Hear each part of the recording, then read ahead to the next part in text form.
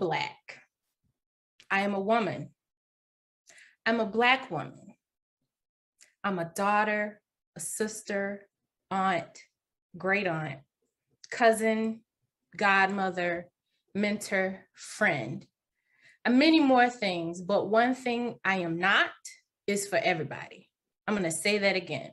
One thing I am not is for everybody. And unfortunately, I learned this concept very early in life. I could be included in a group of friends one day and be casted out the next. And I would take that thing so personally, like, gosh. So walk with me a little bit. Let's go back a little bit. Imagine being 6 years old. Okay, I want you to find that. And when you find your 6-year-old self, start thinking about your friends, your group of friends, and different things like that, what you were doing. And so being in a group of friends one day and being casted out the next, wondering why your friends don't like you anymore, wondering why don't they want to share with you anymore? Why don't they include you anymore? Then comes along a person whom you've never considered to be a friend. It's not that you didn't like the person before, you just never thought of them as a friend. Then friend comes in your life and you realize you're having the time of your life. You get introduced to new ways to play old games. So Mother May I becomes your favorite game. Better birthday parties. They got better cake over there. Dope slumber parties. You even learn that you like certain foods. So maybe all you ate was peanut butter and jelly, and now you might like a little strawberry jam on that thing. You find yourself wanting to try out for different clubs and different after school activities. And just when you thought it couldn't get any better, your new friend introduces you to their group of friends, and you realize that each of them are different, but in a good way. They know what you don't know, and you know what they don't know. And it feels weird, but awesome at the same time. You feel like, wow, I belong. So you start to forget about the other group of friends. You start to forget about that hurt, that pain that came along with you not fitting in, them not sharing things with you. And so all of a sudden now you're getting better grades, you're happier, you're always doing something that stimulates you. You're getting better opportunities that weren't even there before. And life is good. Okay. Now imagine this entire scenario, but as an adult. I need you to imagine it again as an adult, as an entrepreneur, a brand new entrepreneur. So a couple years back, I remember seeing some classmates on social media doing their thing as an entrepreneur. Social media can kind of make it or break it for you. Some people, you see them and they have all these wins, and I'm not saying these people that I saw were getting creative with the truth, but they were only showing wins. So there I was thinking, okay, every day gonna be a win for me. Okay, tried it. I would get one thing situated and then realize that it led to a rabbit hole of other things that I needed to do. So for those of you who had to and are still funding your business, I see you. I really see you and I feel you, because it's hard. And when we thought 2020 was going to be our year of true bliss, everybody was excited for. We were rooting for 2020. And then the pandemic was like, nope, I need y'all to go sit in that corner and think about your life. And don't come out until I say so. Child, please. At that time, I was 2 years in the game. And I remember finding out about funding opportunities that were very specific to my city and my community. But I was hearing about them after the deadline to apply. And I was hearing about it from people who I didn't even consider as friends. See, there was no bad blood or anything between us. We just spoke from time to time in passing. I may have met them at some event, or may have run into them, met them through a mutual friend. So it was no bad blood, but we just didn't sit down in the same circles all the time. We didn't share that intimate space. But they took the time to tell me, hey, or at least inform me, like, hey, did you apply for such and such? No, I didn't know anything about that. So as I gathered this information, I took it back to my group of friends and was pretty devastated. I was many things, okay? I heard, oh yeah, girl, I applied for all of those. Or yeah, I applied for that about a month ago. So I felt like Shady Baby just took over my body, and my face did the talking for me. You know how Shady Baby can show those looks. And so without saying a word, my face did the talking. So I think what hurt most is that this group was a group that I confided in, I broke bread with, and I shared happy memories. And that 6-year-old showed up.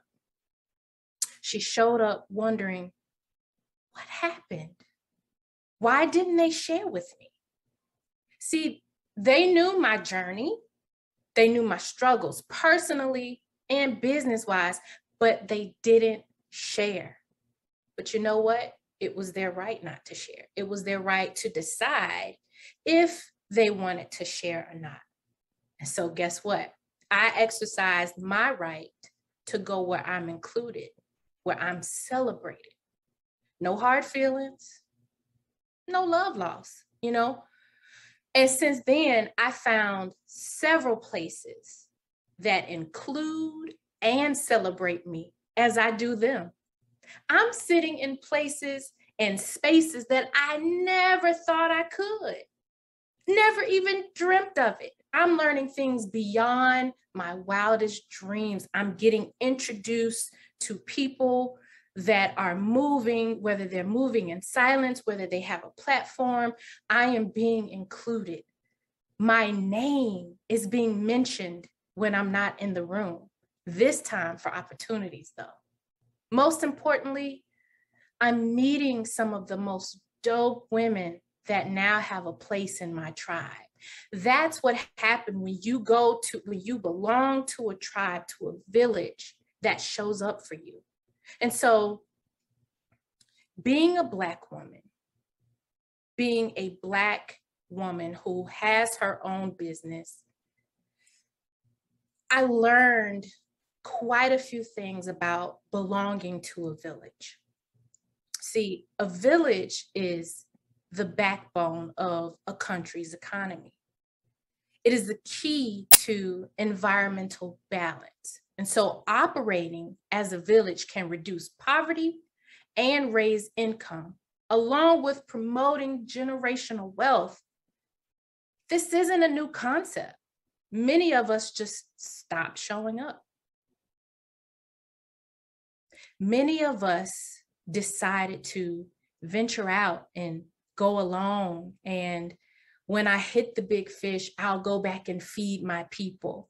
No, sis, teach me how to fish. Don't catch that fish for me. I want to learn what you learned. Some of us decided that our money has really no true value. Many of us decided that our dollars are best spent in another community. And if you don't know what I'm talking about, going to buy something that's made from a white person when your Black sister, your Black brother over there is making the same thing, okay? The more of us that left, the less fertile our ground became, the less strength we had in numbers.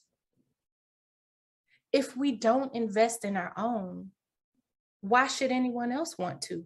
Why should we expect them to? Research tells us that our Black dollar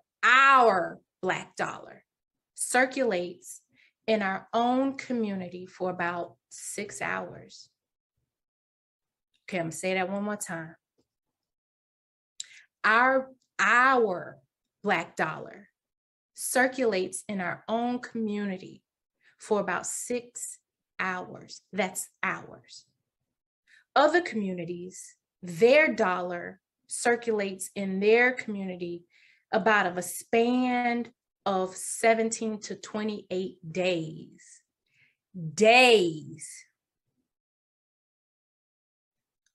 Where did we go? Why did we leave? We can come back. We can come back home to our village and sustain economic empowerment by sharing resources. We can. And some of us are starting to do it, but we need more people to come back. We need you to come back to the village. If I'm not for you, direct me to someone who is in our village that I'm for, and I'll do the same. A step further, if an entrepreneur supports your business, but their services that they offer don't align with your needs, I bet you know, I can guarantee that you know someone else who can benefit from that person's service. So I dare you to share that post, that video, or pass along that flyer. I dare you. I bet you won't do it. If you have a customer that you know in your heart of hearts that you cannot serve, refer them to someone in your village. Give someone else that flour so they can make their bread too. We can all eat, sis. We all can eat. Sharing your resources. Give someone else that flour because they got to bake bread too. They need to eat. If we say that, and I often hear it, if we say that we need to go back to the village mentality of, the village is supposed to raise the child, because back in the day when the village was involved, that child was covered from every angle. So why isn't it the same when we talk about our business? Yeah, that's a child, and a child is precious, but so are our businesses. We raised this business from the ground up. We took a vision and gave it life. Why can't we have that same mentality? It's fitting. Just recently, I went to a pop-up, and the young lady that was hosting the pop-up, she was relaunching her business, but on that flyer that she posted had several different types of business owners on there. I saw a pretty row of just different logos, and they each were selling something different. And so I applaud this young woman, because here she is relaunching her business, but she's bringing her tribe with her. She's giving flour to other people so they can bake their bread. I walked into that pop-up, and it was beautiful. It was so beautiful. I saw different people in different corners, but even though they were in corners, they were still included. Different spaces that people were sharing, and the laughter, the aroma of food, seeing, not literally, but just seeing that dollar circulate in that tiny space, but it was so huge. You had vendors there promoting skincare products. You had vendors there selling food. You had vendors, just all types of things. And so guess what? Her people, the people in her tribe showed up. The people in that other lady's tribe showed up. The people in that chef's tribe showed up. Everybody from everywhere showing up. That's what we need to do, show up for each other. Because if we show up for someone else, if we continue to show up for someone else, share our resources with other people who really don't want us at the table. They don't want us there. But if we continue to export, we're not going to have anything left for ourselves. And so I challenge you today to understand that the village never left. We did. We thought we could do it better on our own. We thought we could go it alone. Come back. It's okay. Come back. I'll hold your hand. Let's win. When you come back, that 6-year-old will thank you, and I will thank you too. Thank you very much.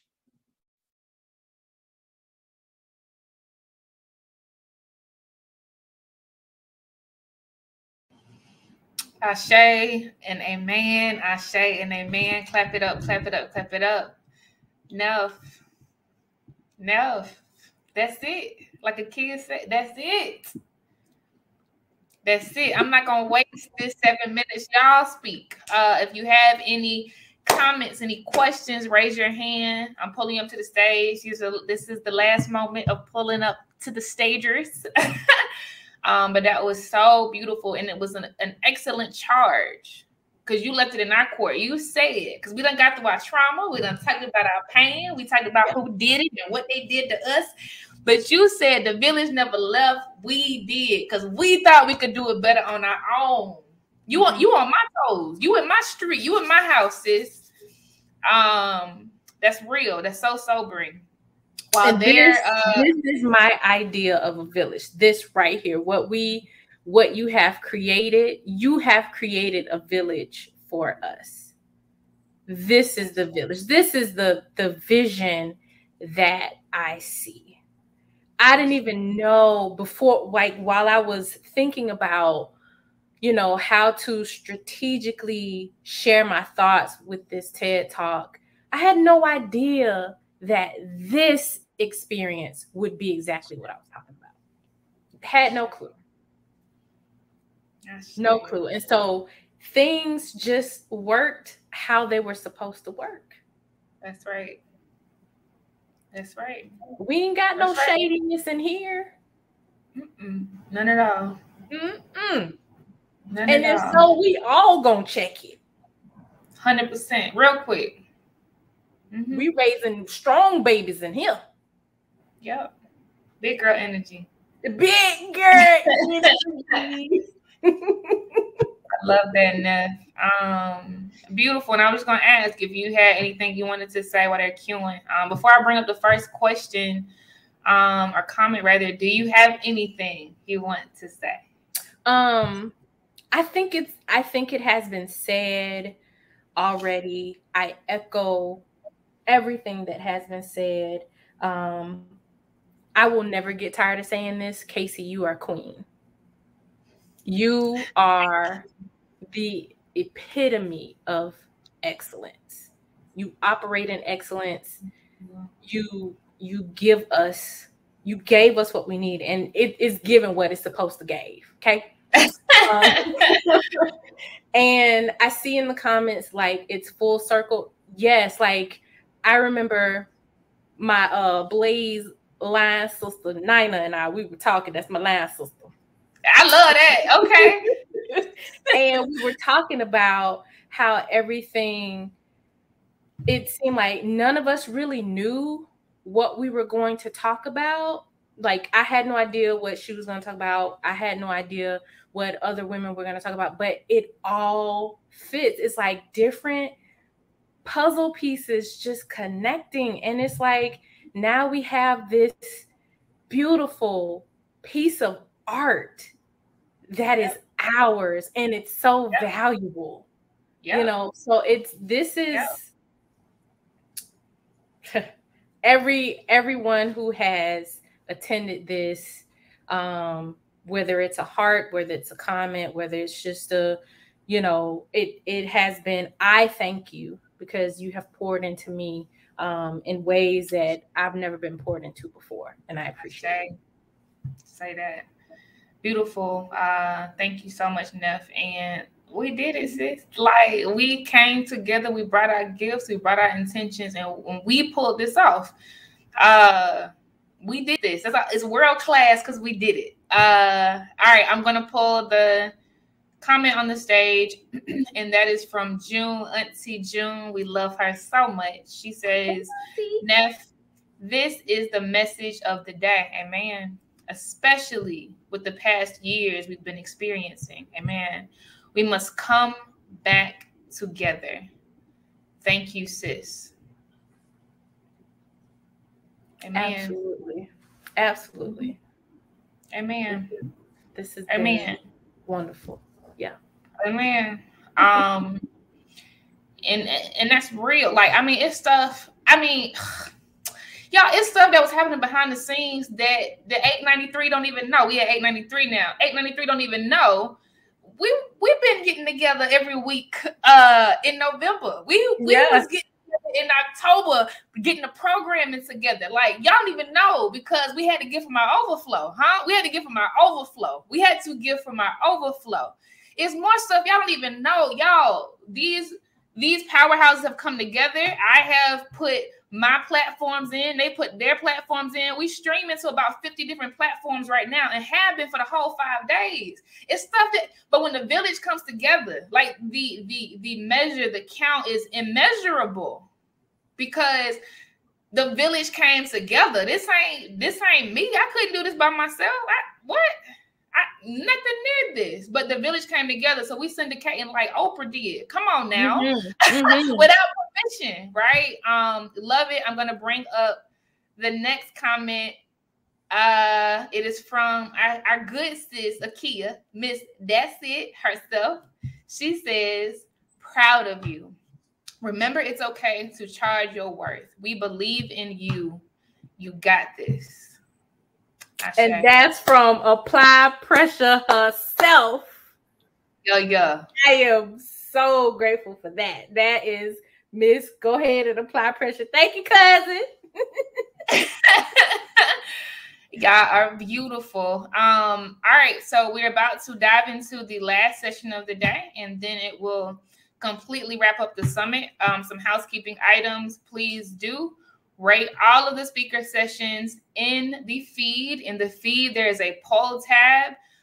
Please make sure that you rate these final sessions of the day. Y'all have done an incredible job rating everyone. I can't wait to give the speakers their feedback. I know that they are going to be just in awe, but I'm not surprised at all at the feedback. And then aside from that, remember, you have replays for 3 months. It's going to be blazeknowledgeacademy.com, but the platform is shutting down. So let me tell you something. If you come here tomorrow, listen, the doors will be locked. The doors of the church will be closed. I'm sorry. But you do have the replays for 3 months. All right, y'all. I love you and I mean it. I'll see you in the final session over on the other side, where I will be giving a keynote closing speech called Let Me Hold Your Hand. See you in a minute. Love y'all.